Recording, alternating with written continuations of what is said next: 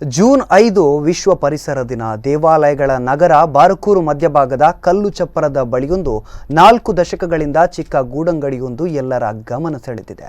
ಇಲ್ಲಿ ಬೀಡ, ಕೆಲವು ತಂಬಾಕು ಉತ್ಪನ್ನ ಮತ್ತು ದಿನಪತ್ರಿಕೆಗಳು ಮಾತ್ರ ದೊರೆಯುತ್ತವೆ. ಆದರೆ ಈ ಅಂಗಡಿಯ ವಿಶೇಷತೆ ಇದಲ್ಲ. ಈ ಗೂಡಂಗಡಿ ಸಂಪೂರ್ಣ ಹಸಿರು ಹೊದಿಕೆಯಿಂದ ಆವೃತವಾಗಿದೆ.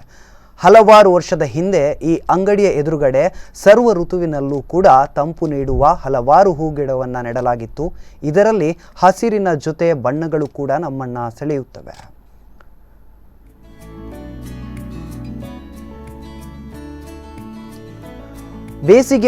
ಬೇಸಿಗೆಯಲ್ಲಿ ನೀರನ್ನು ಹಾಕಿ ಈ ಗಿಡಗಳನ್ನು ಜೋಪಾನ ಮಾಡಲಾಗುತ್ತದೆ.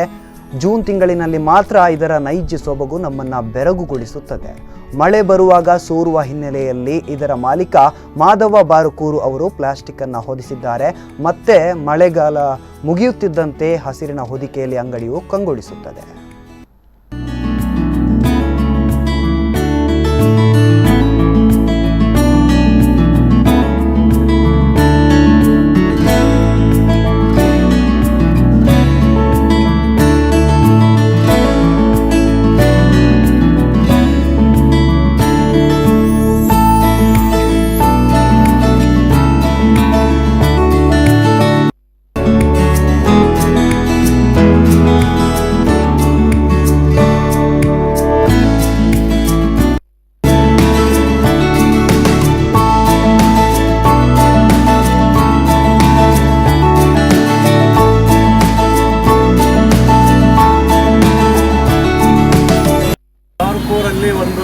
ನಾವು ಈ ಅಂಗಡಿಯನ್ನು ಮಾಡಿಕೊಂಡು ಸಾಧಾರಣ 15 ವರ್ಷ ಆಗಿದೆ.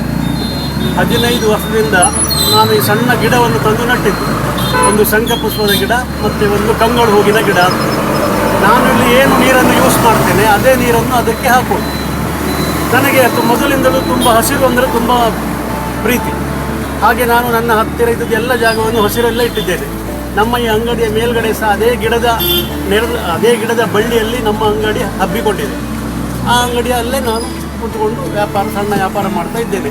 ಈಗ ಸ್ವಲ್ಪ ಪ್ಲಾಸ್ಟಿಕ್ ಎಲ್ಲ ಒಳಗಡೆ ತೋರ್ತದೆ. ಯಾಕಂತ ಹೇಳಿದರೆ ಅದು ಮಳೆಗಾಲದಲ್ಲಿ ತುಂಬ ಒಳಗೆ ಸೊರಿತದಲ್ಲ, ಅದಕ್ಕೆ ಆ ಬಳ್ಳಿಗೆ ತಕ್ಕಂತೆ ಒಳಗಡೆಯಿಂದ ನಾನು ಆ ಪ್ಲಾಸ್ಟಿಕನ್ನು ಹಾಕಿದ್ದೇನೆ. ನನಗೆ ನಿಜವಾಗ್ಲೂ ನಮ್ಮ ಅಂಗಡಿಯಲ್ಲಿ ಬರುವಂಥ ಕಸ್ಟಮರಿಗೆ ಎಲ್ಲರಿಗೂ ಭಾಳ ಖುಷಿ ಆಗ್ತದೆ. ಈ ತಂಪಿನ ವಾತಾವರಣ, ಎಲ್ಲರೂ ಬಂದು ಇಲ್ಲಿ ಒಂದು ಗಂಟೆ ನಿಂತುಕೊಂಡು ಹೋಗ್ತಾರೆ. ಬಿಸಿಲು ತುಂಬ ಇದೆ, ಇಲ್ಲಿ ಎಲ್ಲೂ ನೆರಳಿಲ್ಲ, ಇಲ್ಲಿ ಜಾಗದಲ್ಲಿ ನಿಂತುಕೊಂಡು ಹೋಗ್ತಾರೆ. ಆ ಲೆಕ್ಕದಲ್ಲಿ